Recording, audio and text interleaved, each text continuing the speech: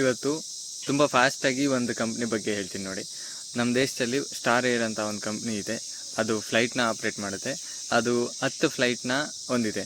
ಅದರಲ್ಲಿ 5 flight E145, ಆಮೇಲೆ ಇನ್ನೂ 5 ಫ್ಲೈಟ್ E175. ಇದರಲ್ಲಿ ಅಂತ ಅಂದರೆ ಎಂಬ್ರಾಯ್ ಅಂದರೆ ಅದು ಫ್ಲೈಟ್ನ ರೆಡಿ ಮಾಡೋ ಅಂಥ ಕಂಪನಿ. 145 ಅಂದರೆ ಅದು ಮಾಡೆಲ್.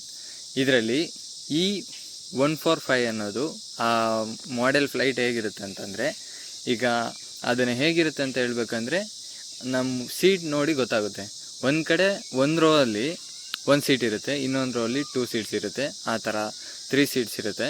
ಹಿಂಗೆ ಒಂದು ಲೈನ್ ಬಂದರೆ ಆಮೇಲೆ E175 ಅದರಲ್ಲಿ ಹೇಗಿರುತ್ತೆ ಅಂದರೆ ಒಂದು ಕಡೆ 2 ಸೀಟ್ಸ್, ಇನ್ನೊಂದು ಕಡೆ 2 ಸೀಟ್ಸ್, ಆ ಥರ ಇರುತ್ತೆ.